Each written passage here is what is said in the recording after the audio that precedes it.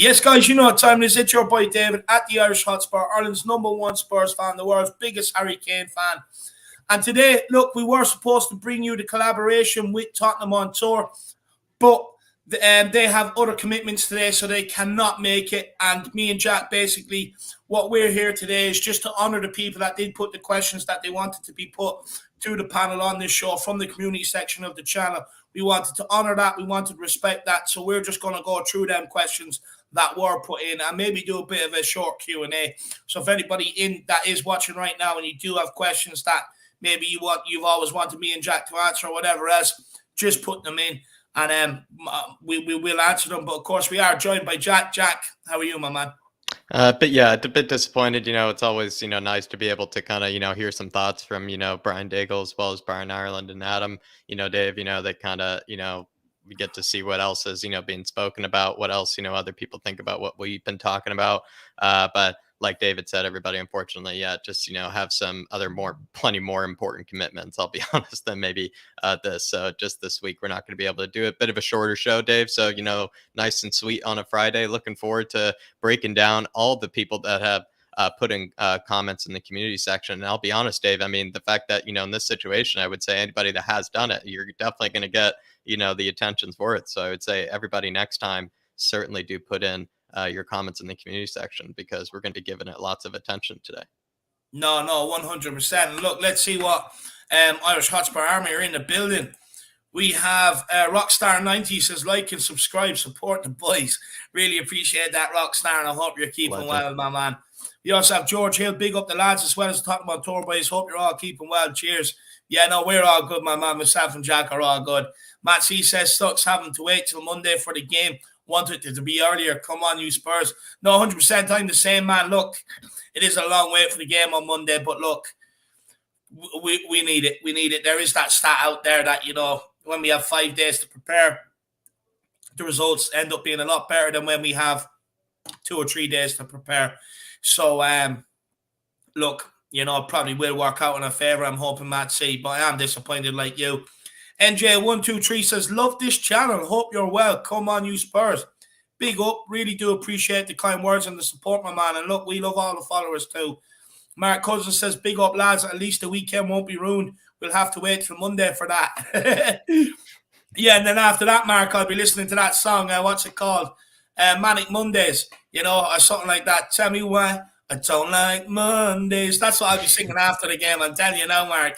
Big yourself up, my man. Terry Wright says, big up to everyone. Big up, Terry. I hope you're keeping well. We have Catman Jess, big up David, Jack, Brian Daigle, and the Harris Army, Flat Cap Army, and Tottenham on Tour Army. Just the Irish Army today, my man. Just the Irish Hotspur Army today. Cara Simpson says, afternoon, gents. Hope everyone is well. At least Spurs can't ruin our weekend this week. No, look, 100%. But at the same time, I do love watching my team play, to be fair. I do love it. Sushant Busa says, up for Spurs. Love from Nepal. Big up. Big yourself up, my man. I hope you're keeping well. Big up, Sushant. Phil Latis is in the house. Big up, my man. I hope you're keeping well. We also have Per Miguel Escobardo. He says, big up Davide and Jacko. Big up, Paro, all the way from Vegas. Big up, Paro. Legend. Phil says, who is a realistic target for right wing back for the summer? Look, there is a lot of, there was things reported yesterday. Look, I wouldn't read too much into it because it was a very slow news day yesterday. I'm convinced that some of these tabloids make up some of these things just to kind of put something out there so that people will click in and read it and stuff like that. But look, for me, the reports were that Tottenham are in pole position to side Jed Spence. He is a player that I really would like to go for. Look, I think he has it all. He's got strength, he's got pace, he's got power. If there's nobody there to pass to, he has no problem taking on a man and beating him. In the final third, he's good. He's composed. He puts in good crosses. He can skin players. I think he'd be a brilliant option. But also, look, I won't go into this. I'll let Jack take this one. But Dodo, Jack. Yeah, I mean, I certainly would take Dodo. I think considering the fact that, I feel like he's been over at Shakhtar for some time. He's probably looking for a move, out elsewhere. Dave and I have kind of weirdly both seen a lot of him kind of just watching, I guess maybe Champions League or Europa League or whatever we were watching. And it's not like Dave and I had watched him together, we had, Yeah. watched him separately and both had kind of, remembered his name and kind of been like, I really like that, kid. I really want to see him in a Spurs jersey. So Dodo from Shakhtar Donetsk certainly would take a look at everybody. Jed Spence, I think, is, of course, a great shout.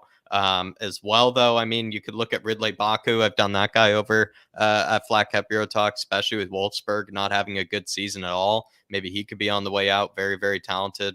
Plenty of right wing backs out there. And so I would just say on that channel, there's even a playlist of all the right wing backs that we've done a review of. So definitely head on over.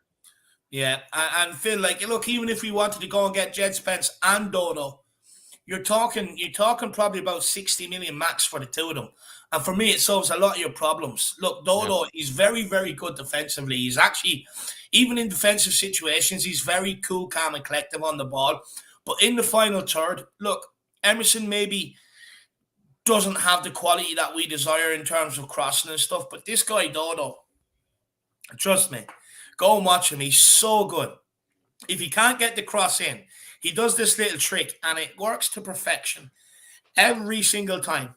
He'll get to the byline, look like he goes to cross it, and then just chops it back inside and it opens up everything. And he usually either has a shot or just, dinks one to the back post or lays it across for someone else to tap in. The guy is unbelievable in forward areas. So that's Dodo, Phil. Check him out. Because if we don't sign him, he will go to a top club around Europe. He's on that sort of trajectory, in my opinion. Again, trajectory, it's another good word I picked out of the dictionary. Like I said, I picked 10 words out daily, and trajectory is the new one today. Potter Max says, big up, everyone. Big up, Potter Max. Legend. Good to see you in. Derek Hutchinson says, good afternoon. Big up, Derek. David and Jack, big up, Derek. I hope you're keeping well. CF says, big up, everyone. Come on, you Spurs. Big yourself up. Matt C says, 6K, come on. Yeah, look, and we're pushing for 7. Let's see if we can do it, my man. Let's see if we can do it before the season closes. But big up, Matt C. Jason Williams says, big up, lads. Great show as always. Big up, Jason. Really do appreciate it. Ellie says, oh, my God, I wish I could have put in a question next time for sure. Love you guys. Look, this is what I'm saying. It's not too late. Just put it in here in the chat, and we will get to them. Probably not even too late to put it in the community section. I could probably just refresh it even as well. But Ellie, just put it in the chat. Easier for you probably anyway to do that. Just put it in the chat. We'll star it. We'll, save it for later. We'll save it for later. Yeah, exactly, Ellie. And look, anybody is well entitled to put their questions in the chat as well, and we will get to them. Like we said, it's just a Q&A. So whatever it is you've ever wanted to ask us, no problem. And Catman Jess says, Boomtown Rats, I don't like Mondays. Great song. Thanks for reminding me of it, Dave. LOL. No, look, it is a great song. Tell me why I don't like Mondays. And what's that other one? It's just another manic Monday. Yeah, it's something like that. I can't remember who it's. They also done the same song, Video Killed the Radio Star, I believe. But it's a good song, Catman. It's a good song. Big yourself up. Honestly, I'm all over it today. Dave, encyclopedia today. You're an encyclopedia today. Well done. Got out the bed on the right side today, lad, I tell you. Who else have we got? We've got Graham in the building. He says, afternoon, David and Jack. Big up, Graham. I hope you are keeping well, my man. Moondog's in the building. He says, good afternoon, David and Jack. Big up, Moondog. Good afternoon to you, my man. And I hope you are keeping well. So close against Middlesbrough with Doherty. And I was so rooting for you. I was really rooting for it to come in, my man. Oh, I was so unlucky. So unlucky. But Moondog, I really appreciate the support, brother.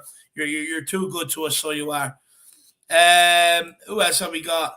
And he says, David, your parcel delivery was attempted today. So that's for the coasters for myself and Jack. Yeah. That's absolutely awesome, Moondog. That's awesome, my man. Let me know how much it was to post it, and so I can transfer that over to you, my man, and let me know where I can transfer it. But I really do appreciate that, Moondog. And Moondog, we'll be there for the West Ham game. Let me know if you can get down or in or around and maybe meet up with us for a pint or something like that. But big yourself up, Moondog. Hope you are keeping well. We're a slice. There's too many questions about this club. Earlier was what happened with our medical department. Skip out for so long. Look, I don't know. I don't know. I'm just as much in the dark over the skip injury as everybody else is, to be honest with you. Look, last time I heard was it wasn't for the was it for the Middlesbrough game or the game before that? For the Middlesbrough game that, or was it for the Leeds game? It was kind of put out that him and Tanganga were recovering. You know what I mean? But then they're still out. So I'm not really sure what's going on, to be honest with you, where it's like. I'm really not sure, my man. Was it Nuno was the last manager that also was a bit vague all the time with like injury time periods? I forget. Or maybe it was Jose, but I feel like we also had another manager that was also very vague all the time with injury Yeah. time periods. I No, swear. you're correct. You're correct. So, yeah. Big up, Everyone's Wira. saying, yeah, big up where everyone's saying it's the Bengals, or yeah, that's the one. That's the one.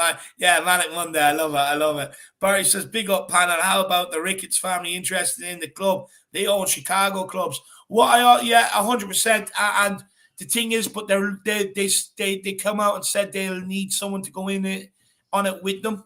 So it'll be very interesting to see what happens. And when it's someone else going on it with them, I know that probably happens an awful lot, but it also does make me a bit weary. Like, do they have the sort of money or stuff like Yeah, that? is it just going to be more of the same? Yeah.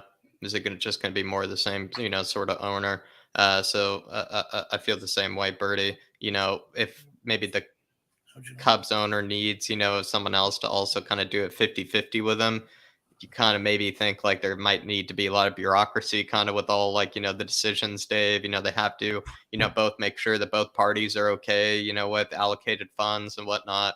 Maybe it would just take a lot longer for things to get done. But who knows? I guess maybe anything's better than Levy at this stage. So we'll certainly give it a try, the Birdie. We'll certainly give it a try. I know, look, again, you're 100%, Jack. Like, look, I know the old expression is the grass isn't always greener on the other side, but I've always said I don't believe that should stop you from trying it either. I know, like, when it's owners of a football club, it's very difficult to go back, and people always talk about Mike Ashley, but that's one of how many that have come in and actually put money in. So for me, I would take that chance, 100%, Bertie. Look, it'd be interesting to see what comes of it. But they did say they need another investor to go in on it with them. So it'll be interesting to see how that turns out, my man. But big up, Bertie. Derek Hudson is also saying it's the Boogles. Big up, my man. Big up. Who else have we got? Wayne Bonner. Good to see you. Fellas. Good to see you. Come on, you Spurs. It's good to see you, Wayne. And I hope you are keeping well, my man. I hope you're keeping well, brother. We have Ellis Siobhan says, is Delhi injured? Picture dressed up in a restaurant when his team were playing in an FA Cup. I'm not too sure, to be honest with you. Look, once he's left Tottenham, I don't really follow his career. I'm a Tottenham fan. I'm not a Delhi fan. Look, it was the same with Tottenham. Wasn't there a game where he was put out or he didn't perform, but a couple of days before that he could be injured, Dave, or perhaps maybe just signing a fortnight contract of some sort, over the dinner table. I'm not really sure, but yeah, I would reckon he's injured. Yeah, but look, it doesn't surprise me with that guy either, though, to be fair. Terry Wright says, have you heard the crazy rumours on TalkSport this morning that Poch is wanting to return to Spurs in the summer and Levy is desperate for his return? Levy is apparently arranging a meeting with Lewis. I'll be honest with you, Terry, I haven't actually seen that. No, I don't really listen to TalkSport too much, to be honest with you, but I might actually go and have a listen to that, Terry. So I might actually go and have a listen to that. But if it's true, I mean, look, I would take Poch back. But I also see a lot of people that are like, look, for as good as Poch was, he didn't win anything, and it's, look, I don't know. It'd be very interesting to see what many people think about this. Me personally, I love Pochettino, but at the same time, we're screaming out for trophies, And like the thing is as well, Poch is going to have to come in and do a full rebuild again. And look, my biggest fear is that the second time is never ever as good as the first time, and that is normally the case at Tottenham in football in general. To be fair. I mean, you look at Jose Mourinho going back to Chelsea for the second time. Was that as good as the first time? Nowhere near it. Nowhere near it. You look at Bale coming back to Tottenham. Was that as good as the first time around? Nowhere near it whatsoever. That would be my only hesitation with it, to be honest with you. But no, interesting. Very interesting, my man. Big up, Terry. Big Saw up, David Terry. Moyes to a degree, though, be maybe that one exception.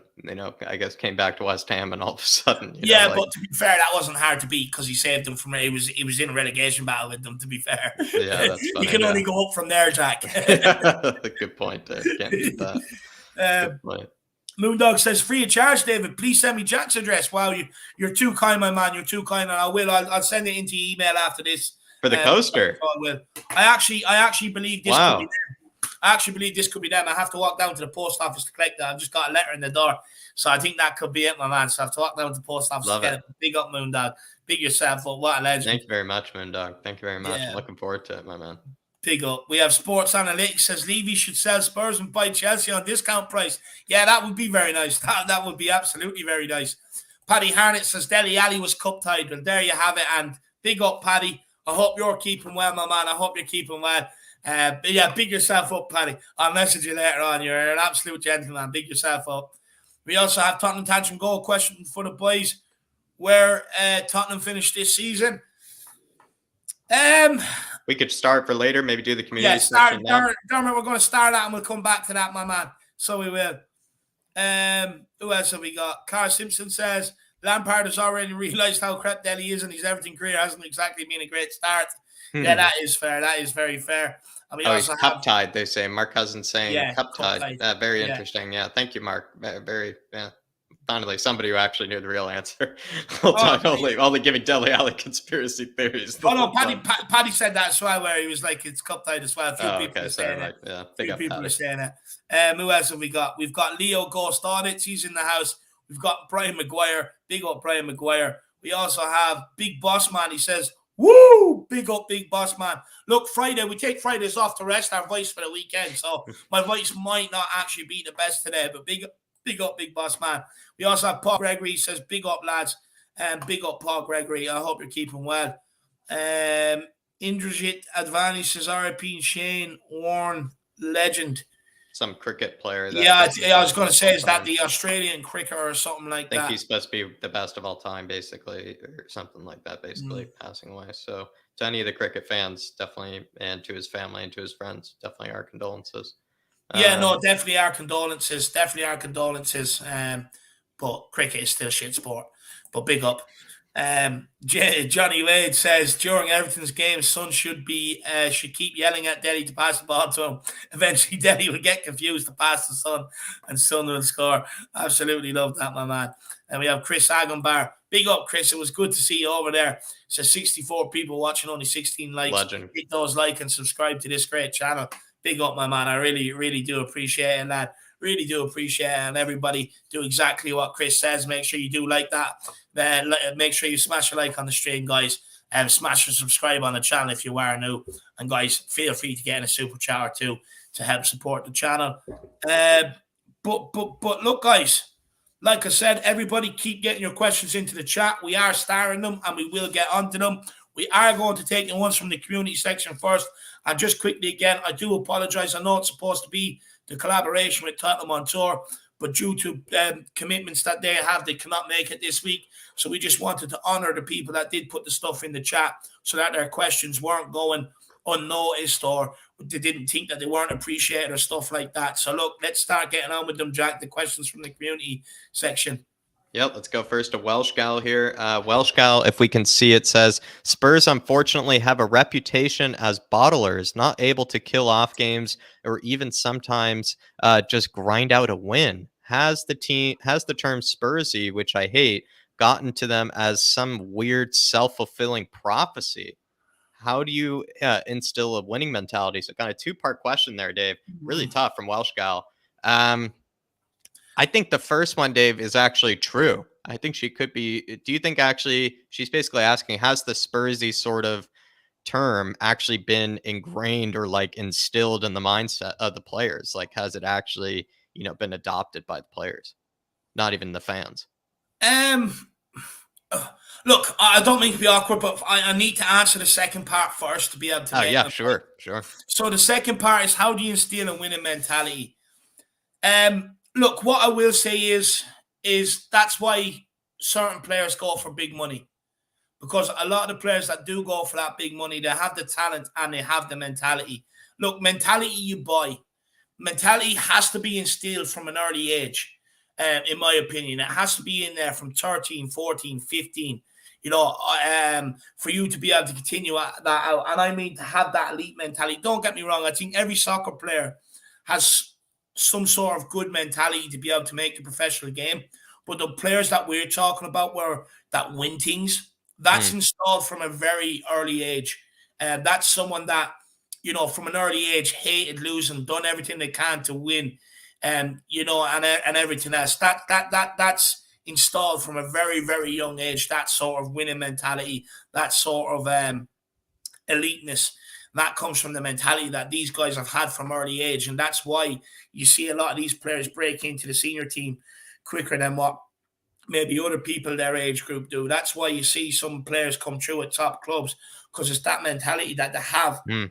since they're 12, 13, that maybe people aren't telling them they need to get, but they just have it or they just get it. And that's why they get to that point. Look, at Tottenham, we have so many average players, and the only way of getting a winning mentality at this club is by changing them and getting in the right players with the right mentality. Let's be honest. Look, we spent money on Dembele. We spent money on the Celso. Look at the attitudes there we got. Whereas if we would have spent, that extra few pound on Fernandez, look at the mentality he has. He has that winning mentality, and that's what paying that. So like we went for the Celso, which was cheaper than Fernandez at the time, but we were in for Fernandez, and Fernandez wanted to come to Tottenham, but we didn't want to pay that extra because when we went back to negotiation boards, apparently they upped the price. I get that, but they upped their price because they knew United were sniffing around. So at the end of the day, if you know that, you go and pay that money because it's that mentality you bring. Now, okay, granted, it may not have worked out for them this season, but no one can't tell me that last season, his mentality and his desire to win did not pull United that bit further last season than what they ever would have went. How crucial was he in some of their games last season? He was absolutely unbelievable. So for me, it's when you're bringing in players into this club, you also have to go and do a lot of digging into their mentality and stuff like that. And that's obviously what we haven't been doing by some of the signings we've brought in here. And when it comes to the Spurs, the word term Spursy, has it seeped into the players? Yeah, of course it has, because they don't have that winning mentality. Not one of them want to see that word and stand up and say, "Well, fuck that, that's not happening today. We're not Spursy. I'll show them." If it's already creeping into their mind and it's affecting them, then it just goes to show that they do not have that winning mentality or the right mentality to be at Tottenham. Look, we done a podcast with Mickey Hazard, and he said once you get that one trophy, it brings that belief, that know-how, that winning feeling, and then the rest will follow. And that's what we need to do at Tottenham. But in order to get there, everybody has to have that sort of same mindset. Like when we were speaking to Mickey Hazard, he went into a first team where there was already that sort of mindset. He was already surrounded in there by some of the greats in the game. You know what I mean? And went on then to lift trophies for Tottenham. And it's kind of like the reason why he came through and had that mentality is because it was already there with some of the players beforehand, and it filtered down to him, and he already knew what he had to do and what he had to offer to be able to get into that team. And he had the mentality to prove it as well. So I guess, look, for me, Welsh card, you have to, if you don't have it within your youth system and you don't have it within your team, you have to go and buy it. Yeah. That winning mentality all comes from having the right people in the dressing room, the right leaders. Got to implant it. Yeah, just got to have people like Roy Keane, who doesn't care who he offends or who cries about what he says to them. He wants to win. And at the end of the day, what I will say is a lot of people, even though they may have not agreed with Roy Keane's methods somehow and stuff like that, they all respected his willingness to win. Players at our club don't do that. We've seen that with Jose Mourinho. Oh, he's a bully, he's this, he's that, he's too mean to us. But all he wanted to do was for them to win, and they couldn't see through that.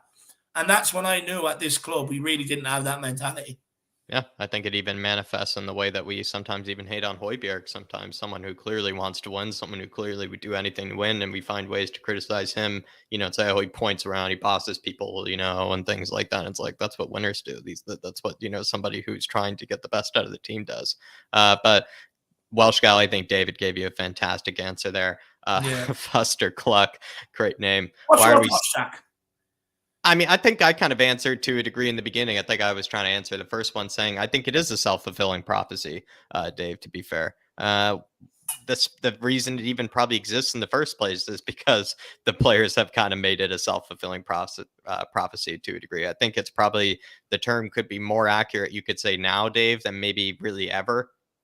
I would say like Yeah, 3 or 4 years ago, not really that accurate. You know, to a degree now is the probably most accurate term. It feels like this is the most kind of flip-floppy sort of kind of squad. You don't really yeah, know what sort of performance you're going to get. You don't know what sort of maybe performance they might bottle, or ones that might actually be harder than it is, Dave. So I think the term's actually more accurate now yeah. than it ever has been. And So that's my kind of feeling, Welsh go. another thing I want to add is like not even just like sports players, but like people that have gone to the very elite of whatever industry they're in. I listen to a lot of that sort of stuff, and one thing I take from it is that they've, no matter all the criticism and all the stuff that has been spoke about them, or the criticism about them in the press, the papers, or from fans, whatever it may be, they've always had that mentality where they believe they're the best, but they also believed and they also know that there's still areas of improvement that they need to improve on to be able to be better. And that once they do improve them, they will be the best. But one thing I've also as well learned is that they're never ever satisfied either. They always believe there's something better they can be doing. They always believe there's always room to improve. And once you always have that, that's a winning mentality for me. First of all, you've got to believe in yourself. Then you've got to see it. Then you also got to say, okay, in order for me to get from A to B, there's going to be obstacles. I have to improve this, this, and this. Now I'm at B. Okay, but I want to get to C. I need to improve this, this, and this. They just keep wanting to improve the whole time. But look, it also comes from, if we're talking in terms of maybe the football club and Tottenham as a football club, maybe not just from a player point of view. Look, it does have to come from the owners too. It does have to come from Mm, the very top. They bring in the right people, the right mentalities, which they haven't done. You'd see a different squad. But if also they acted with the rootlessness where it's like, okay, you come to Tottenham, you have 2 seasons, you don't work out, you're gone. That doesn't happen. We all know that we have so many players that have been here 5, 6, 7, some cases 8 years. You know what I mean? And it's just not good enough. So in terms from the club, the winning mentality, yes, you can bring in a manager to try and instill the winning mentality in the squad, but it also has to come from the people leading up above. They also have to show rootlessness. They also have to show, that, okay, you're not doing the job. I'll just go and get someone that will. And I know it's harsh, but that's the way life is now. If someone yeah. doesn't do their job, because of so many people, they want to maximize profits and maximize distribution in order to maximize profits and all this sort of stuff. You don't do your job the way they want you to do it, you're gone. They don't sit there and go, do you know what? We're going to give you another year contract and we're just going to keep working with you, keep training you day in, day out. No, you're just gone. And that has to come from the owners too. They have to adapt to that. Football is ruthless. Every player says the industry is absolutely ruthless. Yeah. And you have to put that culture at Tottenham if you want to win. It's that simple. You even see that with absolute phenoms and prodigy players. It's ruthless. You'll see them if they don't really step it up quickly. You see them all of a sudden. 5 or 6 years later. Playing in some obscure league. Halfway across the world or something like that. So absolutely, Moondog here is saying to I think skip the queue. I think with this one with this question, Moondog saying, do you think it would be better to get good hungry players from the championship?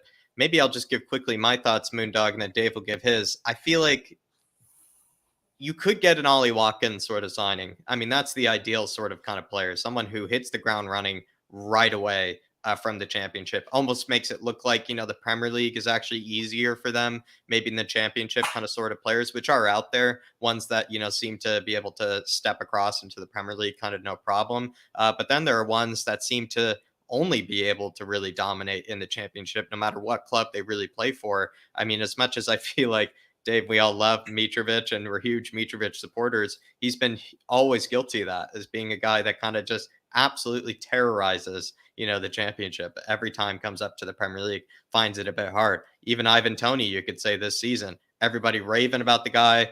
Some people saying 50 million, 60 million, maybe worth it for the player. Not really, lighten it up, you could say, for Brentford probably so far in the Premier League. I know it's maybe a harder team to do it, but still, I mean, when you do kind of look at it, sometimes there are players that just dominate the championship and kind of can only do it at that level. And then there are ones that, can actually make that step up, kind of like Nolly Watkins did.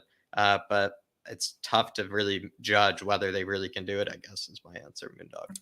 What I will say is Spurs have done it in the past. Like, and With Delhi and this is a yeah, long time ago. Look, they've done it with Delhi. They recruited well there. They bought Michael Dawson from Nottingham Forest, along with Chris Gunter. I believe that was a double deal at the time. Chris Gunter didn't exactly work out, but Michael Dawson did. Look how well he served Tottenham. Who else? Andy Reid. He came to Tottenham for a while. I think again from the Championship. So we have done it in the past. What I will say is and look, you've seen Palace do it. They went and got Eze. Correct me if I'm wrong. Did Oliseh come from down there as well? I think Reading. yes, he did. He came from Reading. Yeah, so the thing is, Palace have done it, and clubs have done it. West Ham done it with Bowen. Got to do your homework. Leicester done it with Maddison and stuff like that. So it has been done. What I will say is you don't want to take too many. If there's one or two that you believe can come in and help improve this team, perfect. It's brilliant. You always want them hungry players that are snapping at the pros' heels. That they're hungry. They want that bit of first team action. As soon as they get their chance, they take it. And if they don't get their chance, they're still in training week in, week out, every single day, doing their best, which then ups the levels of the people in front of them because they're like, hang on a minute. This guy wants my spot. I'm going to have to improve. But you don't want too much of that because the quality will ultimately send you backwards, to be honest with you. Look, for instance, a team like Sheffield United came up, done brilliantly, formed out of a lot of, I would say, championship players. Yeah, they done well for one season, but for longevity, it does not work. So it's all about finding that one or two right prospects from that and maybe bringing them into the team, but you don't want to be solely building your team from the championship. Yeah, I feel kind of the same way, Dave. Maybe two or three, kind of young, hungry players. But maybe my last little bit of kind of answer here, Moondog, is just I feel like you really have to do your homework because you can find lots of players, like I said before, that can be brilliant in the championship, but just somehow just can't find the way to make that step up. And I'm always just a bit worried about that. But you could say with the championship, maybe you don't have to overpay. Sometimes with certain players, you might not have to overpay. So it is actually a really good place to look. Don't get me wrong, Moondog, but big yourself up, my man. Big yourself up. Moving back into it, we answered Welsh Gals, which was a brilliant question. Fuster Cluck saying, "Why are we so consistently inconsistent?" Maybe to spin this into a question, Dave, as well. Is it this season that you could say that's true, or I feel like there's also kind of the case last season as well? Look, it's been the same since Jose Mourinho's got here, Jack. Look, when Jose Mourinho had what he thought was his best 11 out, we won games. As soon as we got injuries, they went out and other players stepped in. We lost games. And we can't forget there was a period, and I remember Fulham being in that period running games, where we had like 3 or 4 injuries. And then Ben Davies was playing left back instead of Reguilon. There was a couple of other players in the team. And as soon as they came in, the drop-off in quality happened and the results happened. For me, it's just down to the quality of players we have. It comes down to the mentality of the players as well. Look, some of them individuals we have, they're better than what they're showing. Prime example, Matt Doherty. We all seen what he was like at Wolves. Some of these people are better than what they're showing. But they're just, for whatever reason, they're not putting it out there. For me, it purely comes down to the lack of quality and the lack of winning mentality. If we had a winning mentality, a lot of the results we've seen this season do not happen. And if you want the consistency, you have to buy the players that can do it at a consistent basis.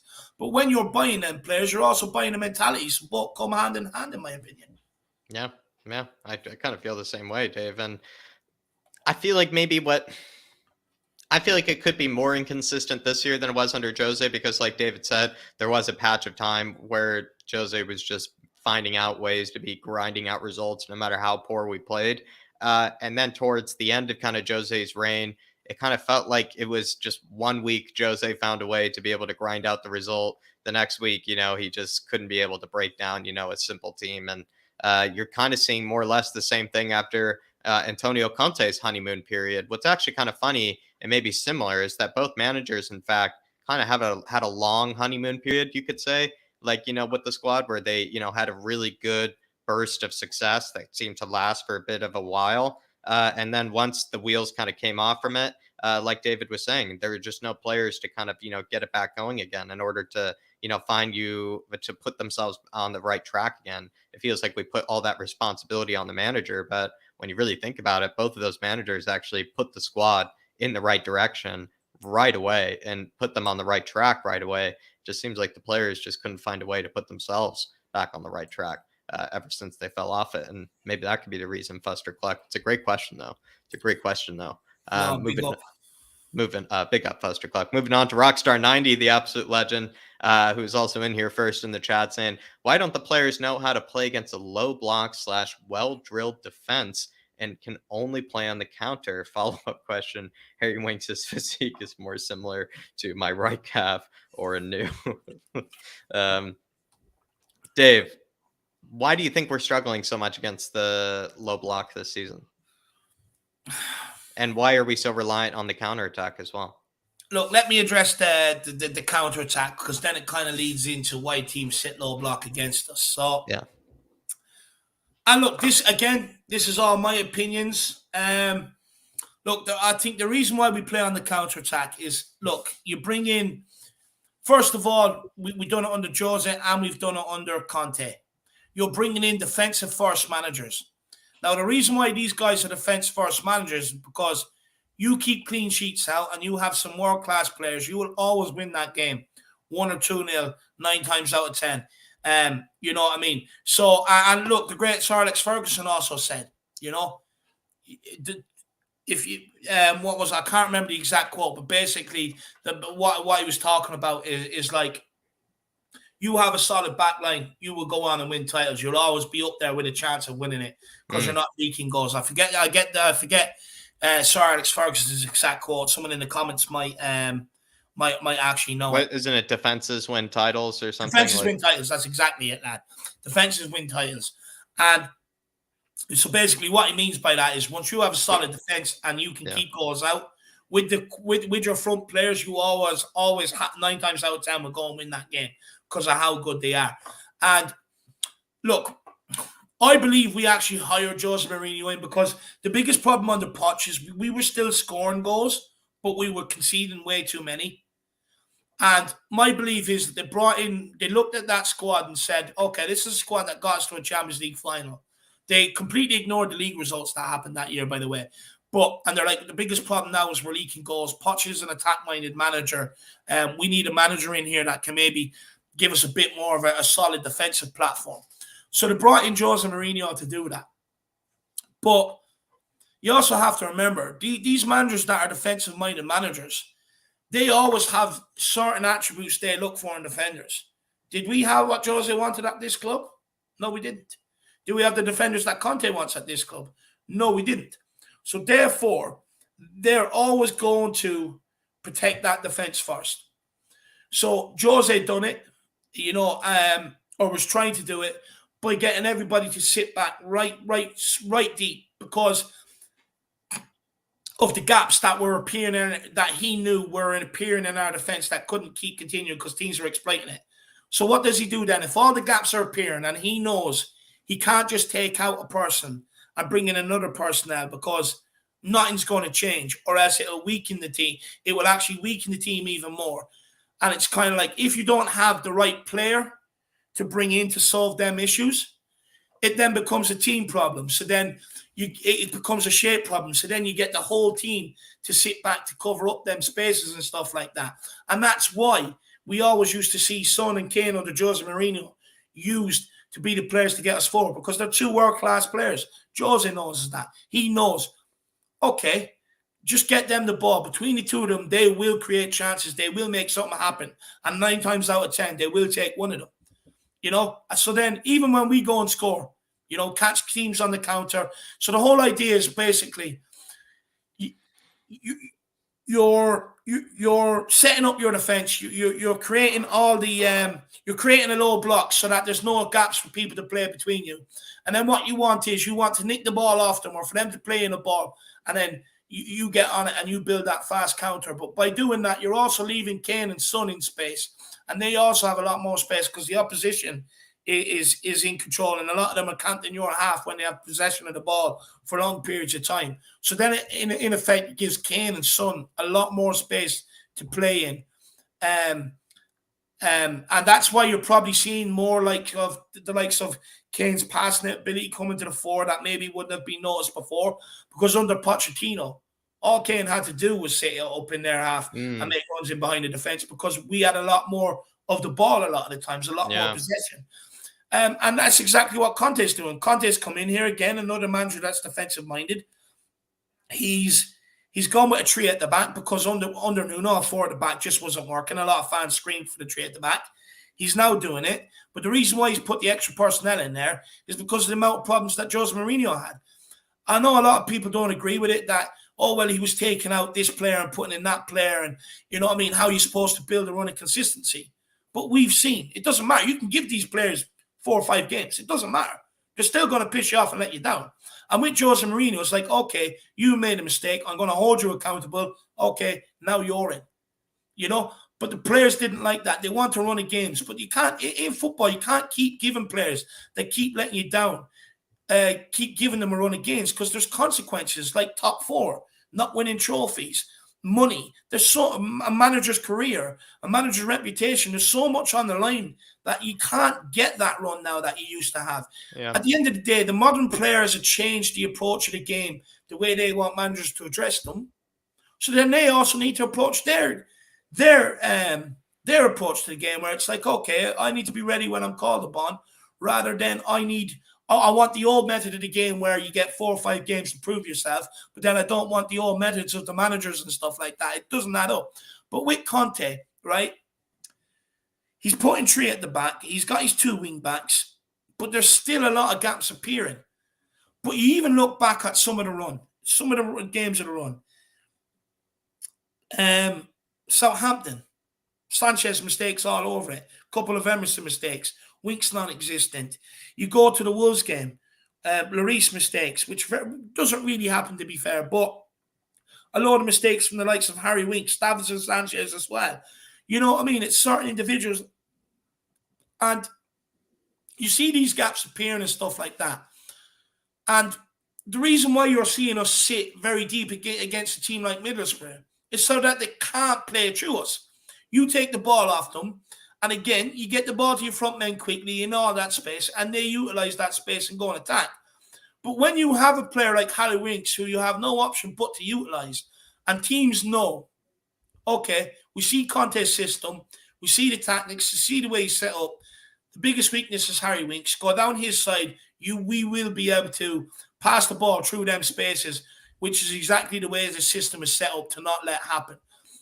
So you're already going in with a certain system, a certain setup, with a player who you already know is already going to cost you. But the whole thing is our defense has been so poor, our midfield is weak. And because defense is so important, that's why a lot of these managers, or that's why we've been playing counter-attack the last few years, because of the manager's style and philosophy, because defense and midfield and that defensive structure is so important. It's like a building. You have to get the foundations right to be able to build it and get that finished article. The defense is the foundations, the finished article is the strikers. You know what I mean? The pizzazz and stuff like that. And that's why we're sitting, that's why we play the way we do. If we had a lot better players, you probably wouldn't see nowhere near as much counter-attacking, because you have the players that can get on the ball, but not only get on the ball, but keep the ball.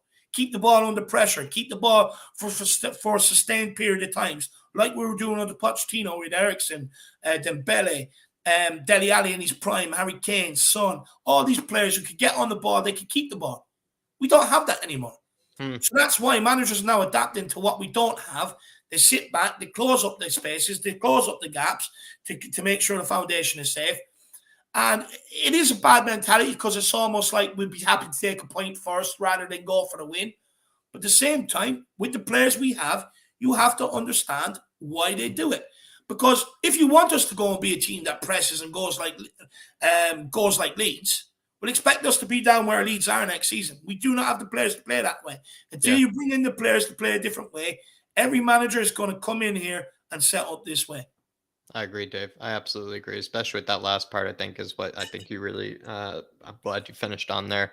But to be honest, I think you got a pretty long and lengthy answer there, Rockstar 90. I think he also, as well, Dave said. Follow up question: Harry Winks' physique is more similar to my right calf or a new calf? I would probably say a new calf. Rockstar, just because I would reckon you probably have Jack Grealish, like calves, that probably are just, just breaking through the genes and everything, Rockstar. But pick yourself up, my man. And Wayne Bonner saying Winks is done. Time to give Harvey White a run, Dave. Look, Wayne, it's the very first thing I said ever coming on YouTube. A lot of people are giving out about Jose Mourinho's style of football. We want to play on the front foot and everything. I'm like, that's good. But why do you expect the manager to play on the front foot? Like, even when we had the likes of Serge Aurier. But, like, now you have the likes of Winks, Davies, players that just cannot play on the front foot, can't do the basics every single time correctly to be able to play that way. And with Winks, he's just been exposed every time since.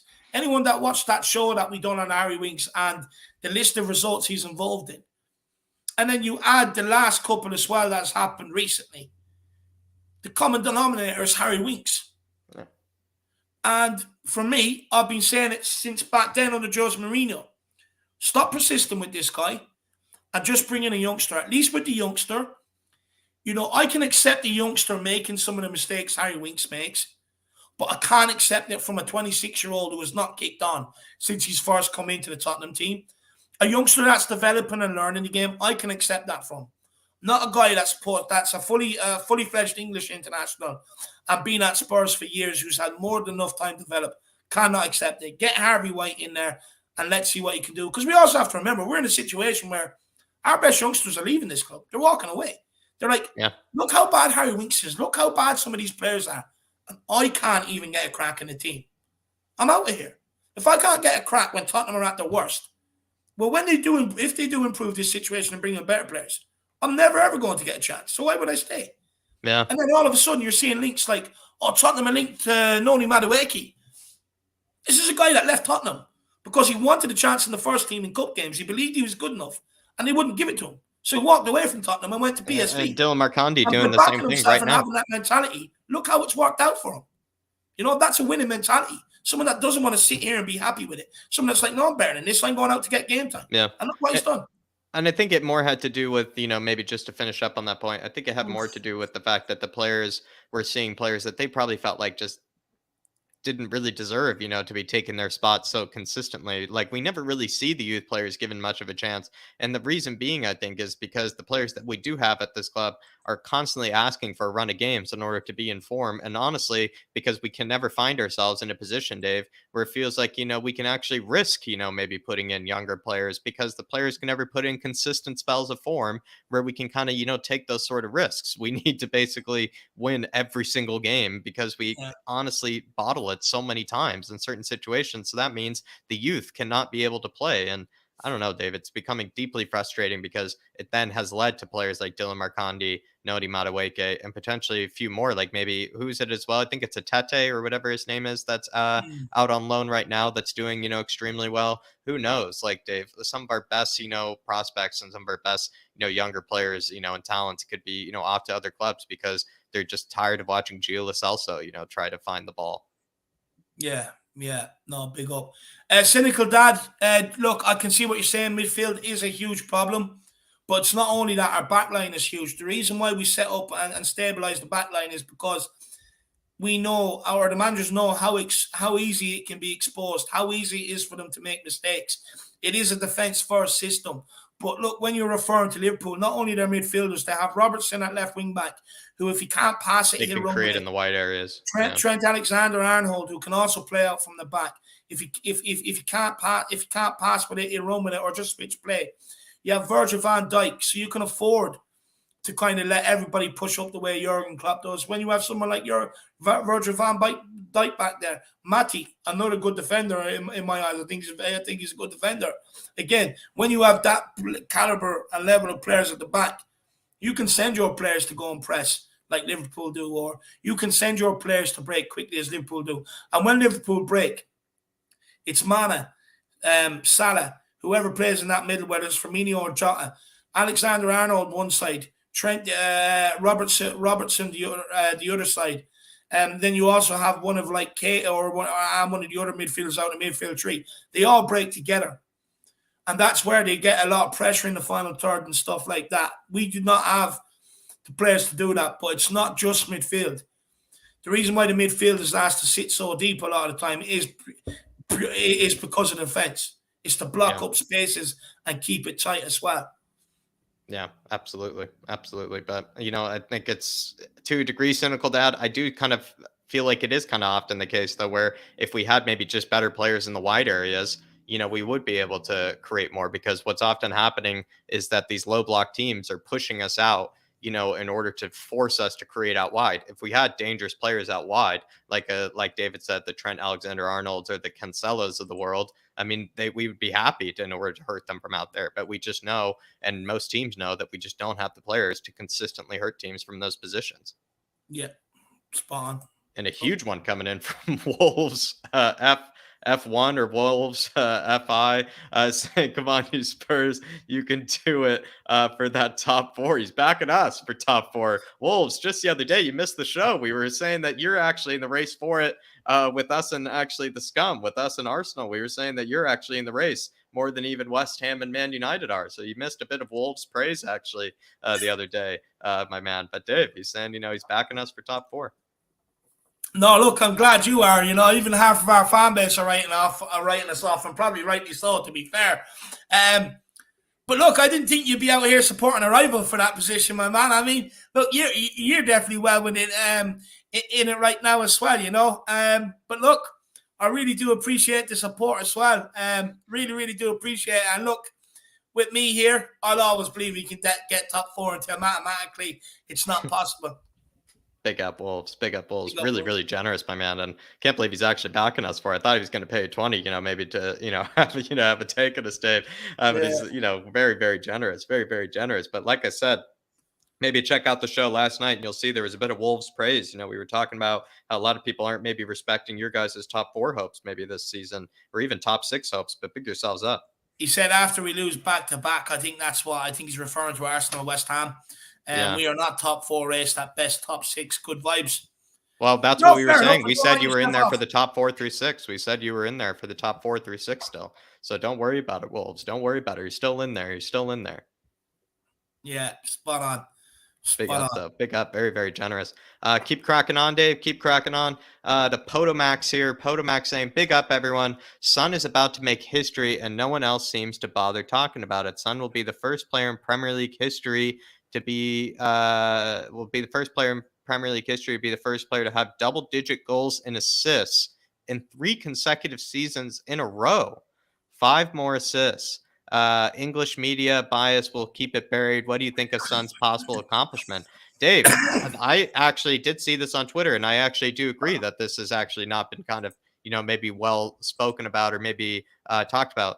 Dave, 3 consecutive seasons of double-digit goals, something that actually has never been done before in Premier League history. Double-digit goals and assists.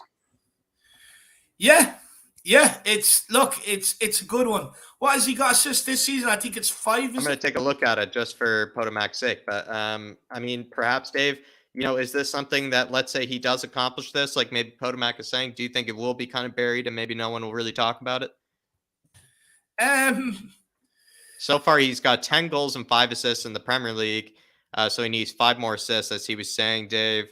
Last season, 17 goals and 10 assists. And then the season before that, Dave, 11 goals and 10 assists. What an assassin. So, Dave, I mean, 20 goal contributions, 3 seasons in a row, just in the Premier League alone. I mean, do you think maybe this will go unnoticed, or you think this will... I don't know. I guess that's what he's kind of asking. Look, Also, what do you think of the it's accomplishment, I definitely guess? not being talked about enough. What I will say, Potmac, is when you see him maybe get to 8, 9 assists, that's when I think you'll see it coming out, to be honest with you. He is only at 5, so they're kind of like, that's probably why they're not talking about it right now. But I do think once he gets closer to it, you will see some of that stuff come out. But it is unbelievable what this guy has done for this club, the numbers he has racked up. Just like Harry Kane, doesn't really matter what manager it is, Yeah. still get the same level, same performances. And for me, look, 3 different this guy garbage is this seasons guy is and world class. If he wanted to leave Tottenham today, Bayern Munich would be looking, Liverpool would be looking, PSG would be looking, Barca would be looking, Real Madrid would be looking. They'd all Juve, they'd all come calling. They'd all come calling. This guy is absolutely world class, and the best thing, what I love most about it, is he does it with a smile on his face. That for yeah. me is so underrated as well. And look, making the Premier League history, unbelievable thing to do. This is a guy that's come in. Some people would say in Harry Kane's shadow, or it's kind of like, look, no matter what he does, especially in England, because Harry Kane it represents England as well. No matter what Son does, if Kane does the same thing in a game or does a bit more in the game, Kane will always get that recognition because the Premier League is in England and Kane plays for England and stuff like that. But look, Son, I really like this player. I think he's been unbelievable since he's come here. And look, do you know what? In a way, Mac, I'm kind of happy that people sleep on the guy because it just means we get to keep him for longer without any doubts about his future and stuff like that. So it probably works out in our favor, to be honest with you, man.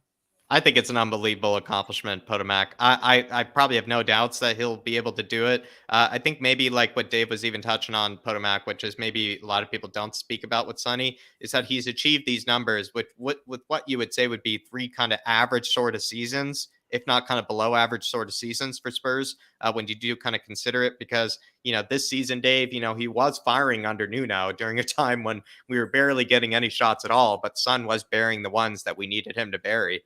And then you do Yeah. look at it last season where Harry Kane and him were the only players that were scoring or assisting at all for us. And then the season before that was that, Jose Pochettino kind of season that was just a mixture of stuff. And he still, came out with 11 goals and 10 assists with 21 goal contributions. So it's just like you said, Dave, different managers, different situations, different vibes, different momentum, different squads, different, kind of, I don't know, records and form and everything. And he still has contributed to those numbers, which I think is an impressive achievement. And I think that's maybe what should be highlighted probably the most. But big up Potomac, big yourself up, my man. Yeah. And also big up Sean Butler as well in the chat, I believe. And then I think we can move on, Dave, to Catman Justice here saying, big up Tottenham on tour. Do you think that we put too much heat on Harry Kane and Sonny when we have a bad result? I know they are our best players, but they are overplayed, and I think their performances are affected by fatigue. If we had decent backups for them, especially Kane, to start or come in off the bench and play a Burnley midweek, for instance, I think it would be positive for the players and the results. Come on, you Spurs. Dave, I think you've spoken about this at length and at many times before. We have this weird tendency, it feels like sometimes as Spurs fans, to attack our most consistent players, our players that do the most for us, our players that have put in the best displays for us, our players that have credit in the bank, you could even say, that have actually done things for this club. We seem to attack sometimes our best players before we maybe attack, maybe the players that really do maybe deserve the criticism.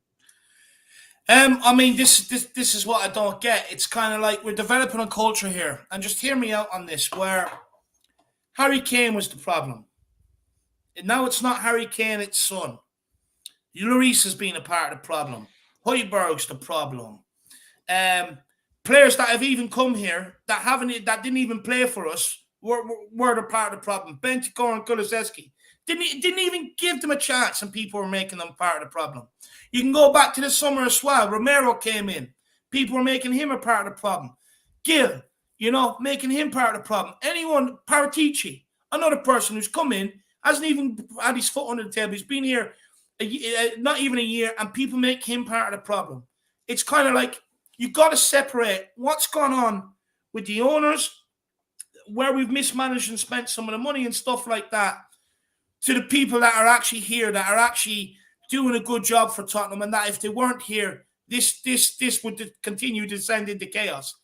and we If we make had them better part of the problem. backups, Dave, to his other part, if we had better backups with this heat, with this pressure, with this criticism maybe towards our best players, maybe not be so frequent or maybe, so intense, from the fans, if we actually had better Um, backups that could do the job, because then there but, wouldn't really be this, spotlight maybe pointed but on see, your Jack, team this so is much. what I don't get though. People calling for backups, which rightly so, but then still want to criticize Kane, still want to criticize Son, still want to criticize Baratici, still want to criticize Højbjerg, still want to criticize other players that are here to help. So don't call for players and backups, but then on the same hand want to criticize these players as being the problem.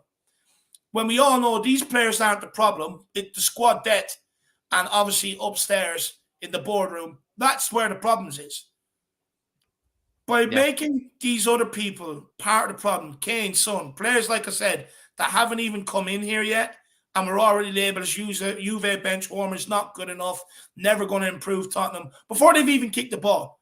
It's kind of like by doing that, all you're doing is taking away from the real problem. You're not addressing the problem whatsoever, and I just do not get it. It's like some people want these players to fail or stuff like that, just so he can be worse, just so they can have a go at Daniel Levy. And that's what it feels like to me at times, where it should be. It's like, if you know Daniel Levy is the problem, talk about it. Stop blaming the likes of Harry Kane and stuff like that. And we've all seen it. How many people wanted to drop Harry Kane for Steven Bergwijn? Yeah. How many people? Do they want to do it now? No, they don't. Yeah. It's absolutely insane. Stop making some of these people that are here and that have helped with that have maybe made the problem less catastrophic than what it really should be. Stop making these people the problem. The problem is Daniel Levy, Enoch, the people up in the boardroom, not having a proper scouting department, not having people in to spend the money right, aka like Steve Hitchin. The likes of players that have come here and have offered nothing. Ndombele, Lo Celso, Dele Alli. Even though Matt Doherty has had a couple of good games, he's still been a part of the problem up until now, up until recently. There's so much other things that are part of the problem. Stop putting the problems on Son, Kane, Højbjerg, Lloris, Paratici, people like this, and put it on the people that deserve it. Yeah, I completely agree, Dave. And Catman, to be honest, if we had better backups, perhaps maybe they wouldn't have as much heat or as much pressure put on them. But it actually, then you look at it the other way. It's like, so since we have terrible backups and since we have terrible squad players, that means our better players get more criticism. It just seems to be the definition of irony, or maybe oxymoronic, I would say, Catman. But it's a great question, my man. It's a great question. Jay Ashraf here, Dave, saying, now that we are as expected out of all the cup competitions, do you think Conte needs to change stance and give a little trust to the younger players like Divine, White, and Lavigne and give them a chance rather than stubbornly stick to Winks, Doherty, Emerson, etc., who are not of the required standard? Ashraf, this is a great question because I know what you're trying to say, because we know what we're getting with Winks at this stage. I think Conte, by this rate, knows what he's getting with Winks. He knows what he's getting with Doherty. He knows what he's getting with Emerson. You make a good point here where this is what we've been trying to say with the youth. Could they really be any worse? If they're going to be a like for like, you might as well put them in because they might actually have a bit more drive, a bit more character, a bit more kind of attachment to the club and the results and the consequences of maybe a bad run of form than maybe some of these players mentioned. I would say Emerson probably gives more heart than maybe some of these, and maybe you could say could hold the spot, but more and more and more we're looking at it, it looks like he might not hold the spot in this squad any longer. But I kind of agree, to be honest, Ashraf. I would say Divine certainly could come into the team, especially since he could be perhaps that Barella, maybe Dave, in our team or something like that, because a lot of people have spoke about how, Divine is a very, kind of athletic, kind of sort of box to box creative kind of midfielder. Maybe one day he could be that kind of box to box creative midfielder that Conte needs, in the squad. So it's not ridiculous. Maybe if one day Conte wanted to experiment with a 3-5-2, maybe he throws Divine in there. Maybe he throws Divine in there and Divine has a worldie. Maybe he throws in, Harvey White, and sees if Harvey White can, make things easier for other players. And then maybe perhaps the same thing with wingbacks. We could see Pescazzi come in. Perhaps Pescazzi can actually put in a good ball into the box, and plenty of other suggestions. I'm with you, Ashraf. I feel like we know what we're getting with some of those players that you mentioned. And I think the quality that we're getting with those players is so dramatically poor that I'm starting to think that maybe you might as well just put in the youth players, because it's almost like it can't even get any worse. Ashraf, great question, my man. Yeah, no, big up, big up. Well, I think we can move on to some of the starred comments, I think, Dave, because I think, we have my ridiculous one up top, but we could probably keep it more football related. No, no, no. Um, Antarctica's penguin population is 20 Okay, million. I'll read it just because I like reading it. I'll read it aloud. All right, everybody, do let me know. Give me your answers in the chat. Antarctica's penguin population is 20 million, everybody. Ireland's population is a little over 5 million. Would Ireland be able to withstand a penguin invasion of 20 million in hand-to-hand combat? So, Dave, I'll 20 talk about million this. penguins, let's say they're around a million, maybe 1.5 million children, in Ireland. So you take away 1.5 million from that, you're left with, let's say, 4, maybe 3.5 million Irish people, men and women. Penguins, Dave, I think they're like around like 4 feet tall or something like that, Dave. I'm not too sure how tall they are. But let's say, Dave, would you be able to handle, let's say, with the Irish population, be able to handle 14 million, fully grown penguins? Do you know what? I thought about this last night, Jack, and look, all throughout our history, Ireland's known for fighting. That's why they call us the Fighting Irish, And look, we produce some of the greatest fighters on the planet and stuff like that. So for me, I don't think it would be a problem, Jack. To be honest with you, I think. Look, we've been fighting for hundreds of years as Irishmen and Irish people, fighting all of our lives. So for me, it's not a problem. I will slap the shit out of that penguin. And anyone that wants to try and say, oh, that's animal abuse, it's not. It's defense if they're invading my country. So it's self-defense then. And I'll slap the shit out of him until he changes to 2 different colors again. I mean, to be fair, Dave, as well, though, I mean, it would be kind of like an aquatic sort of invasion as well. So, you do live on an island, Dave. So you guys could maybe just surround the entire Irish shores and, also as well, prevent them, being able to touch and land. They probably struggle actually, to land on the beaches and everything of Ireland. So you could take advantage of them in that situation. I actually really back you guys. I think a lot of people, if you're thinking Team Penguin, I don't think you're thinking about it deeply enough. And certainly, I think I wish we had Dermot for this one, Dave. I wish we had Dermot for this one, because he would probably just be smashing Penguin skulls together and, be absolutely backing the Irish for it. But let's see what maybe some Harris Army has to see. Slap the shit out of that penguin. Let's be kind to penguins. I mean, not when they're invading the homeland, my man. Not when they're invading the homeland. Self-defense when they're invading that. Self-defense. A penguin at right wing back solve our problem. The tea lady as well. They could be competing for it. That's what we should do, Jack. Hold trials for them. If any of them are good enough to play football, we'll send them on to Tottenham. The rest of them we'll just slap the shit out of. What is this? Could the penguin drive a combine harvester? Because they'd be fucked. Oh, yeah, because the farming that goes on over here, a lot of farming, combine harvester, tractors. Honestly, you drive a bit of machinery, you're grand in this country. 4-to-1 ratio might be tough, says David Cho, for the Irish. Yeah, but see, this is the thing. Look, we're used to fighting. So, we can have one where we're just punching him with the left hand, another one where we're just constantly headbutting him backwards, and then another one where you're like swinging elbows at him. And then you also have your legs. So you've got 2 arms, 2 legs, and a head. You can take 5 people at once if you need to. Great saying, protect the penguins. Kevin just saying, take care of them like St. Paddy did the snakes, right, David?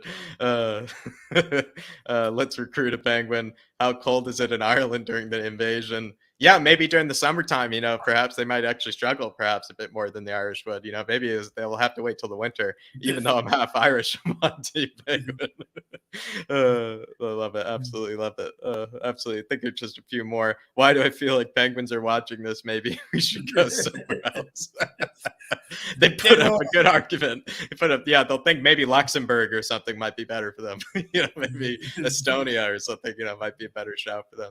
Potomac saying a 4-foot penguin fighting with vicious intensity and a point to prove will win. You could say the same thing with a 5-foot Irishman, Potomac fighting with the vicious intensity and a point to prove as well, my man. I'm telling you, a 5-foot Irishman coming out of the pub after a few whiskeys and a few pints of Guinness, penguin doesn't stand a chance. He'd probably be stringed up fried up, and put in between 2 slices of bread. I'm telling you. Doesn't stand a chance. Probably just do love it. Look, Penguins meeting too. the only things penguins I know are the penguin bars that come with a joke on the back of the wrapper. You know, the best things ever invented. The best penguins I know. Somebody I think I do. Carl Simpson's is absolutely fabulous. I do love. They're just like Irish put up a good argument. We might as well just invade somewhere else. Wolves has put in a huge super sticker. Let me just check in on it. An absolutely Wow. huge one as well. Very Appreciate generous. that, man.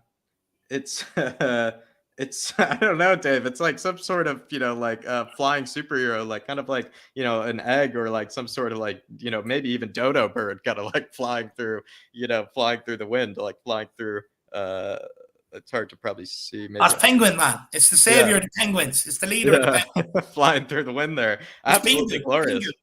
That's how it is. Pingu. If the penguins could fly like that, Wolves, I think we'd all be giving different answers, my man. I think we'd all be giving different answers. It does look like a parakeet, man. It's a flying parrot through the wind. Wolves really, really generous, my man. And it's one I've never seen before. That's the penguins coming to invade us, I think, Jack. That's what that is. Yeah. That's the penguin invasion. Yeah. And then 164, Spurs sending us something, calling us noobs, I guess, 164. Maybe just something with a big noob. 164 Spur. Appreciate the support, my man. Why is it? Support. It says a noob. Noob. Yeah, like a video game. Ah. Well, beat yourself up, my man. Flappy penguins. Remember Flappy Birds, Flappy Penguins. Probably didn't like the penguin answer, Dave. Probably didn't like the penguin answer, maybe, but appreciate support, my man. I think we just now go to maybe the starred comments and then just kind of finish it up for the rest of the show, everybody. C. Dancer saying, do you think the captaincy needs to change next season? I say Hugo Lloris's last season, maybe, or, do you really strip the captaincy away from him in like the final kind of seasons for him? You got to.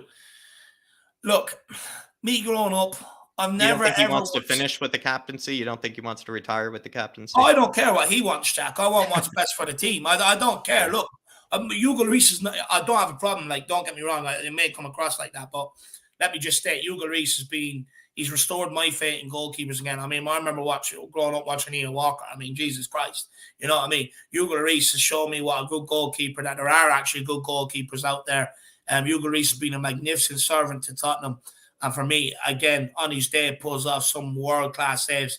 But me personally, I've never ever once played in a team where the goalkeeper was the captain.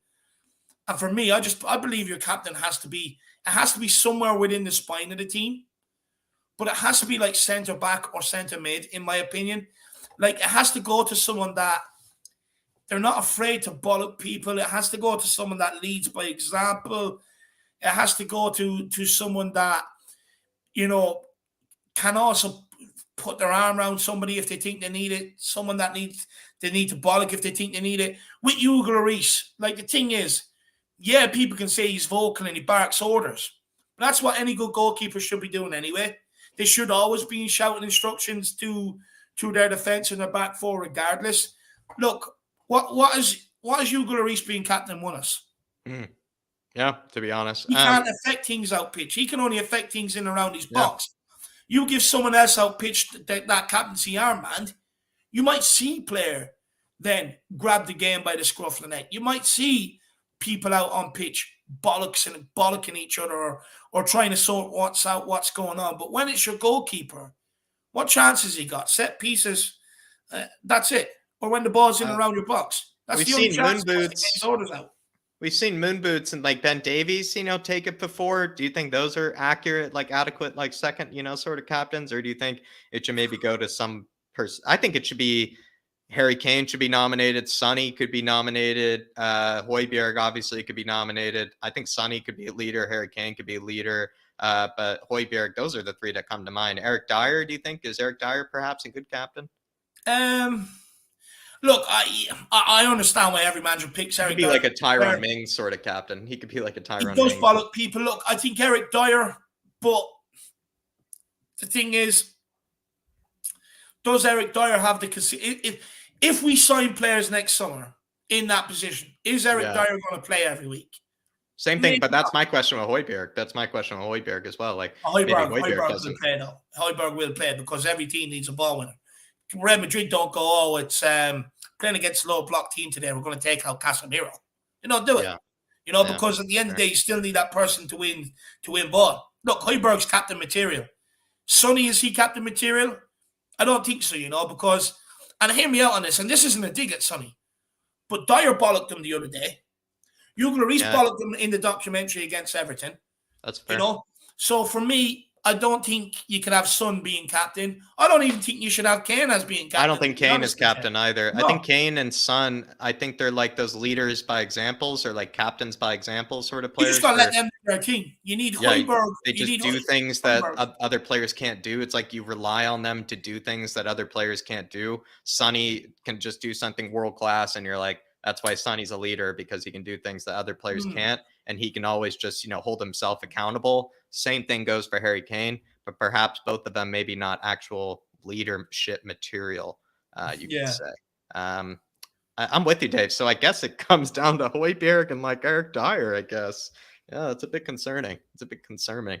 Yeah, I guess. It's a good question, Seed Answer. It's a great question. I love yeah, that big up. question. I love talking about that.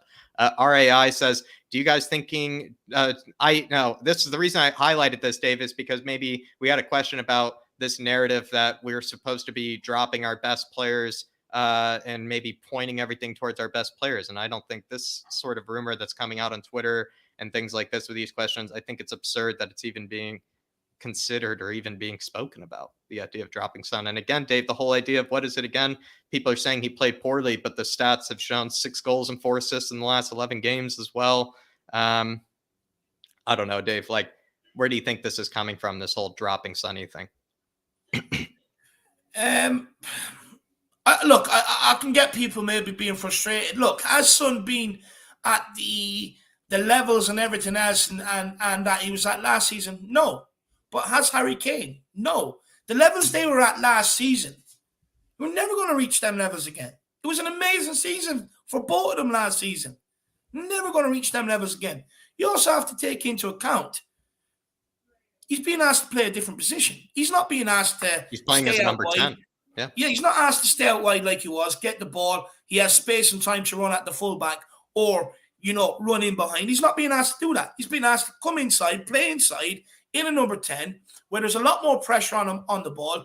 He's having to learn to hold up the ball rather than when he's in space, be direct. He can't be as direct as he once was.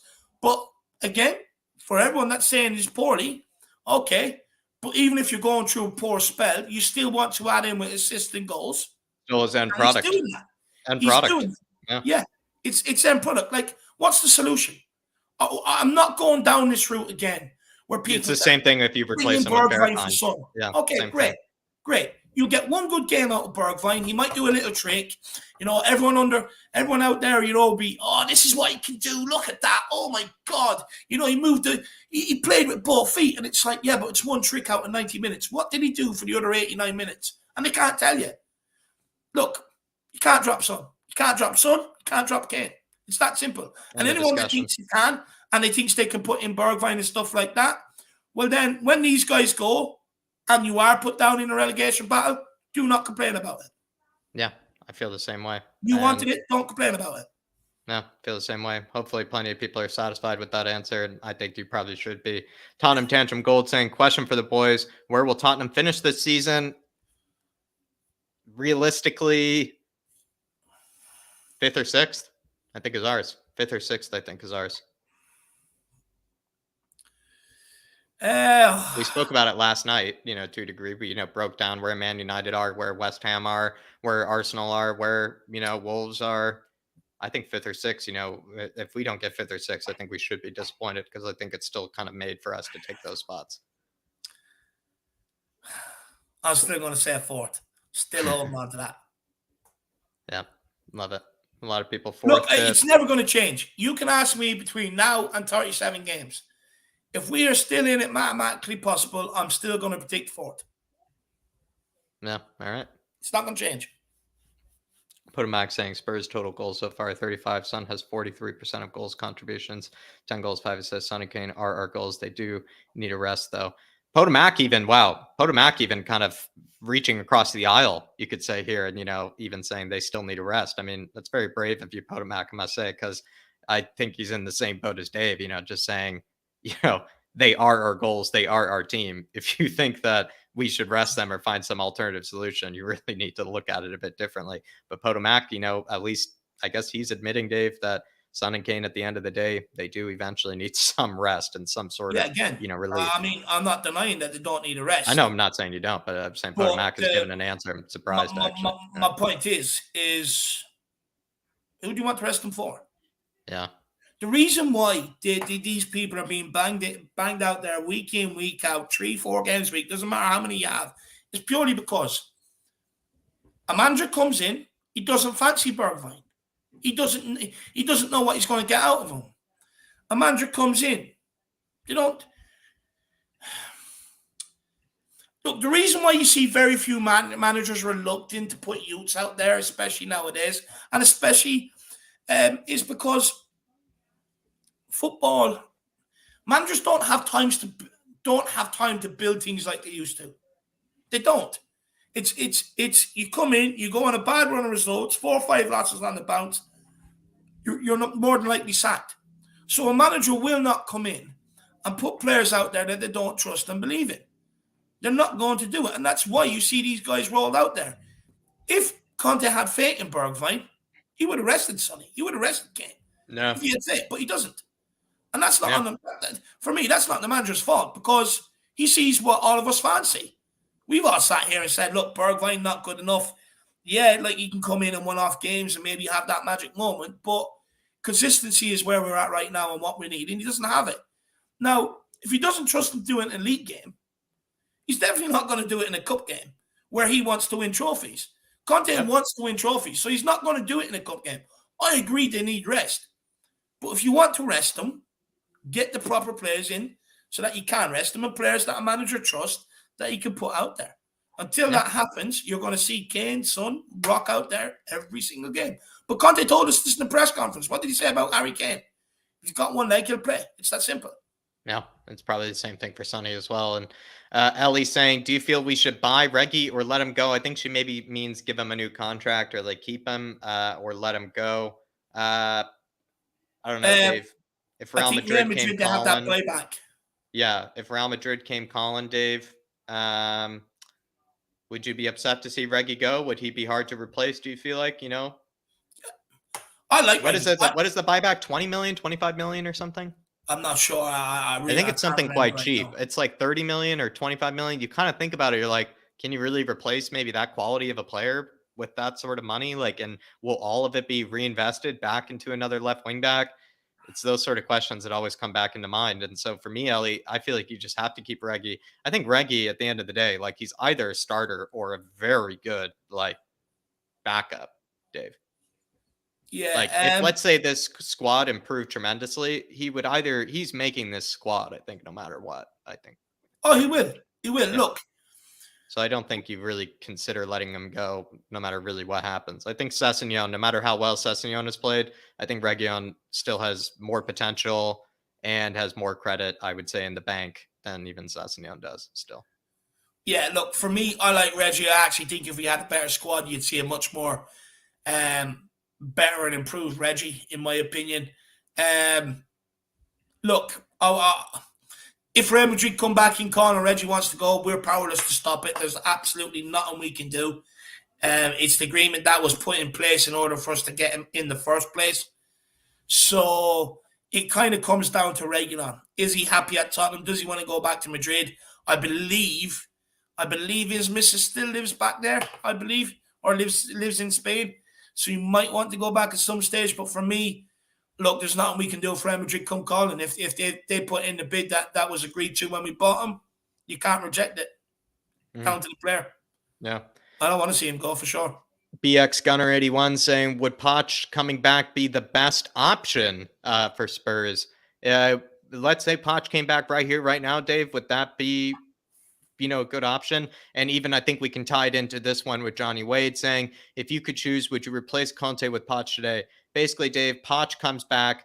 Is he the best option? Would he be better for Spurs at this moment in time than Conte? at this moment in time, you know, nothing's changed. If Would we're getting the Pochettino Poch be we had back? first time round, do you know what? Hear me out. No, no.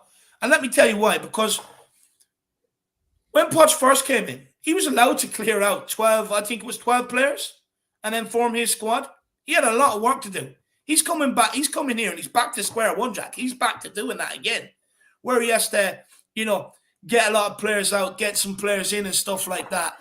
The one thing I will say is I think Poch will get the time. I think by Daniel Levy more than what he would give it to, like, more than what he's given to Jose Mourinho, more than what he probably will give to Conte. But look, the second time is never as good around as the first time, Jack. It's Mm, never as good, ever. mm, You know, you like for instance, you know, if you went, for instance, the very first cigarette I had, I was what, like, I can't remember. I was a young lad, but you'll never ever get the joy of that first cigarette you had ever mm. again for as long as you continue smoking. You know, it's never ever as good as the first time round. Ever. It's You the don't think same Pochettino learns from his mistakes, you know, and maybe sees the team and everything with a bit of hindsight and a different light? Look, I would love Pochettino to Maybe he come back. comes back with a bit of wisdom, you know, maybe a bit of hindsight considering what happened Jack, before. And wisdom and hindsight isn't going to do anything to this squad. It has to be yeah, him coming back with investment. If he's not coming in here with investment, he is set up to fail yet again. yeah, Yet again. And yeah. look, I didn't think Pochettino was going to work out at PSG anyway, to be honest with you, because he He's not came made for into that Tottenham prima and got donna a lot squad. of Yeah, he came into Tottenham and got a lot of he got rid of players that maybe have had big personalities or have been at big yeah, clubs like Adebayor and stuff like that. And I just felt when it went to Real Madrid, Pochettino needs everyone to believe in his way. He needs everyone to train hard. He needs them to be super fit. When you have superstars at like PSG and stuff, they just turn around and say, "Fuck off, Poch. I'm going out tonight. I'm going yeah, out with Verratti. What are you talking about?" You yeah. know what I mean? And it's like the Never made owners, sense. because the owners are the ones that are bringing in these big stars, they're always going to back the stars in the management. But I don't want him to come back to Tottenham if he's being set up to fail. I only want him to come back to Tottenham if he has assurances of a big, massive budget, and he could go to Paratici and say, "These are the players I want. Go and get them." If not, it's pointless. It is Yeah. pointless. You're setting the guy up to come back here and fail again. Yeah, I do agree with that. Johnny Wade, and as well as I think is BX Gunner. There you are. There's your answers. Peter Kipp saying, guys, thoughts on Skip not back yet? I mean, apparently, you know, Antonio Conte very very upset, you know, with maybe the medical staff and you know not being able to get him back to feet. We've had some weird injuries with you know players, you know, just all of a sudden, you know, kind of turning up injured from training or some warm up or you know things like that, and it seems to have taken a long time for players to come back. I think Reguilon has been kind of like sort of recovering from injuries slash COVID, which is always a bad mixture when you do think about it. But in Skip's case, you know, it's just been a lot longer than we thought. You could say Romero like took about as long as they kind of thought the longest it would take to a degree. Maybe Dave, just to phrase this question a bit differently, do you feel like you know Skip should have been back sooner? Like, what are your thoughts? Like, is maybe the medical staff like kind of you know taking their time too much or something? As far as I'm aware, he was out with a groin injury. So if it was the groin injury, he should be back by now. Um, Look, I'm actually not sure what's going on to me. I just don't know. I Yeah. just do not. I know nothing about it. I'm like everybody else. He went out with a groin injury. Um, he was supposed to be near him return. We still haven't seen him. That's all I know. I know just as much as everybody else do. Yep. Peter, all I can tell you is the thoughts on it are that without Skip, we have a significantly less, you know, we have less of a chance of winning without Skip being in the squad or being in the team. That's what I can tell you. So the sooner he's back, the better, my man. Big up, Peter, though. Advani, I can't say the first name. I apologize. But again, saying, what do people think about Lo Celso, Hill, and Ndombele reportedly all doing well at their loan teams? From what I can tell is with Lo Celso's loan, I don't know whether it's going well. I think he's like playing, but from what I saw is that the GLC stop that GLC Twitter account is still very active and doing very well with lots of clips of you know Lo Celso fails. So I'm not sure how well he's doing at Villarreal because I did even see him at one stage with Villarreal, and I saw like a few of those kind of moments where you're just scratching your head with Lo Celso. Like, what type of footballer is he? Brian Hill, I mean, if anybody's been watching him over at Valencia, just balling, absolutely looking filthy, looking like the player that we all knew that he is. Everybody that tries to deny that he is some sort of talent, or that, maybe we, are, bluffing about this guy's ability, I think just watch him at what he's doing over at Valencia. He's turned a team that looked like, was on free fall. Valencia started off the season really strong at Vani, and then Hill has all of a sudden turned it into like the fans' like favorite player during kind of a free falling kind of moment in the league table. I think that says a lot about the kid. Just building off of what he did last time in La Liga. Of course, people want to see him do it in the Premier League, do it in the Championship. All I can say is that seeing Hill play as much football as possible and being given, really big role, in a squad, I think is a lot of what we want to see. At the end of the day, you just need to see him playing football. When it comes to Ndombele, I'm not actually that surprised that he's doing well, like in Liga, to be honest. What I am surprised by is that he's playing well alongside, like, it's a very non-industrious midfield. It's like Ndombele and Maxence, like Kakare. And if anybody's ever seen Kakare, he's like the size of Winks. And so, like, it's just very funny that that's like the two-man midfield that somehow is working for Peter Bosch. But that's my answer, Advani. That's my answer. I'm not surprised with Ndombele. Hill, not surprised because he's absolutely world-class and talented. I know people are going to make fun of me for saying that, but we all love Hill Messi over here. And then as well with Lo Celso, I actually don't think he's playing that well, but maybe I could be wrong. But Brian McGuire saying, why doesn't our youth prospects be loaned out to Premiership clubs? Why don't we see our youth players get loaned out to Premiership clubs? The only example I can think of, though, is kind of like Chelsea, I guess, are the teams that can do that, because their players are good enough. But I don't think of a lot of Premiership clubs, Dave, that can really loan out their players to other Premier League teams. No, look. I guess Arsenal to a degree, but it's tough. It's tough. I mean, maybe that's Dave. Does that mean that maybe our talent, our youth, our under 23s need to be a bit better because they're not being loaned out to Premier League clubs?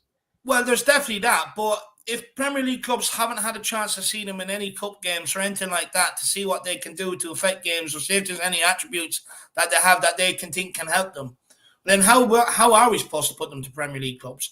You're basically asking another Premier League club to say, for instance, let's pick, I don't know, anybody, Harvey White. You're asking a Premiership club, oh yeah, look, we'll loan you Harvey White. We want him to play midfield. And they're going to sit there and go, but we don't even know anything about him. We don't know what he plays like. We don't know what he has to offer. And if you loan him to another Premier League club, they're just going to put him in their under 23s anyway to sit there and develop. So it's pointless. You may as well develop them yourself. Look, at the end of the day, you can't make them go to Premiership clubs either. And the thing is, maybe years gone by and years ago, you probably could have done that. You would have seen some of the bottom league teams maybe taking loans off some of the top Premier League teams. But with the money in the game nowadays, they don't need to loan any of our youths. They just go out and get the players they want. There's so much money in the Premier League nowadays. From number 1 to 20, everyone's spending money. They're not going to go and loan a youth prospect. They don't need to. Just go out and buy what they need. How old is Conor Gallagher as well? Is he like 23? He's like 23, 24 or something like that. So like you kind of think about it, some of the players that Chelsea even loan out are a lot older than actually we sometimes realize. Tammy Abraham, of course I know they bought him, but I don't know, like just some of the younger players that they have, like we actually realize maybe they're a lot older than you actually realize. So it's this, I agree. I would like to see more of our players be loaned out to Premiership clubs. But like even someone put in the comments, it's also maybe connected to the loan system that City and Chelsea have been doing. And, they're kind of cracking down on it actually with, some of the players that they have in their ranks. So I think Spurs should have better players in maybe their youth system. Same time, I don't know if it's a big worry, but it's an interesting question, Brian. And I don't, to be honest, I don't have good answers, as well as I think Dave has better ones than I do, but I really appreciate it, Brian. Moving on to the last few things, Moondog saying Doherty could kick the Penguins to the moon. And not just him, there's a few others that I think, with an attempted pass and end up kicking them to the moon. I would be worried, actually, Moondog. He would pass them inside, which would mean he'd be passing them further inland, into Ireland, which is not exactly what you want. You want him, knocking it and clearing them away. He's not so good at clearances, Moondog. So maybe you wouldn't want, Doherty playing at the front lines of the beaches.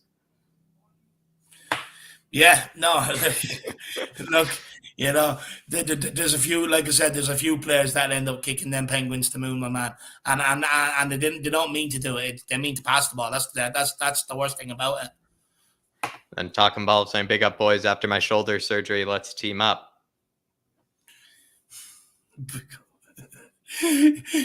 I hope you're all right with your shoulder injury. I'm just after remembering that you did come on the other night with your arm in a sling, actually.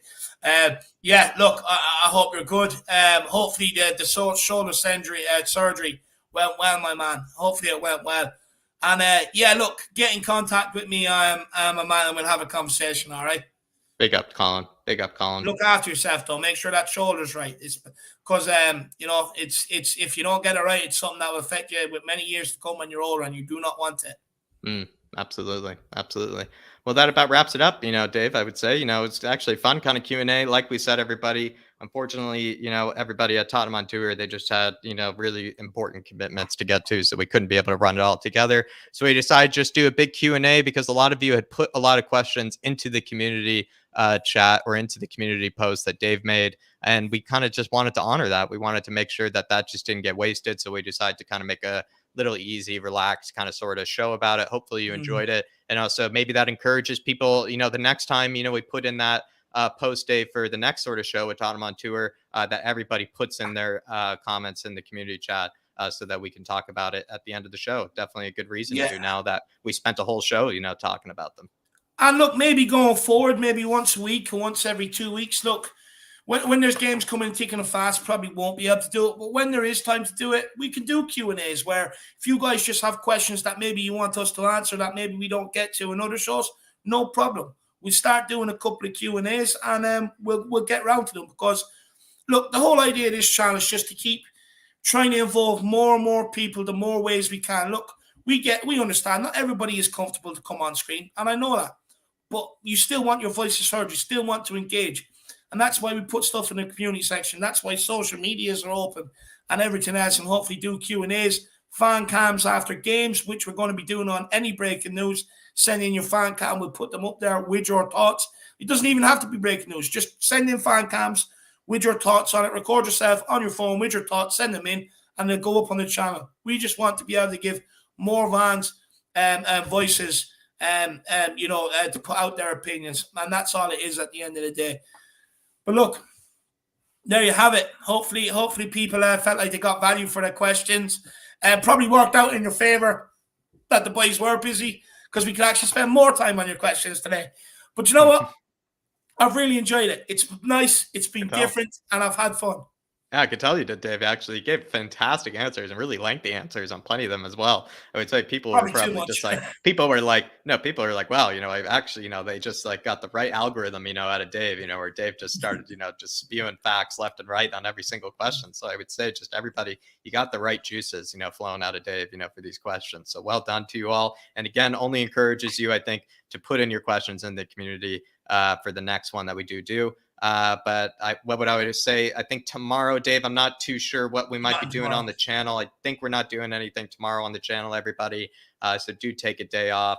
But as well, Sunday, I believe we're doing a stats with Jack and preview for the Everton game, as well as on Flat Cap Bureau Talk. We're doing a show where we will be talking about our World 11s and comparing our World 11s, like who's the best right back in the world. Dave and I will be kind of comparing our team. So I think that could be fun as well. Maybe take your mind a bit off of Spurs again, during this kind of weird time. But yeah, everybody. Kane will be in it.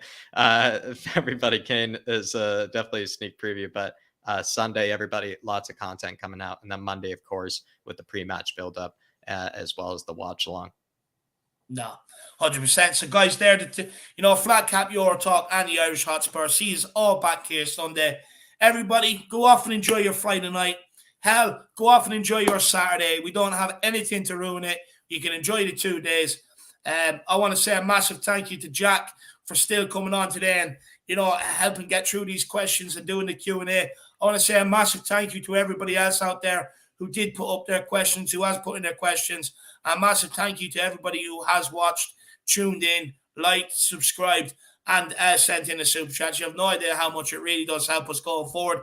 Like I said, come the summer, you're going to see so much more improvement going into next season with what we plan on doing and stuff like that. So, look, hopefully everyone sticks with us for the right. For the right, as always, come on, you Spurs.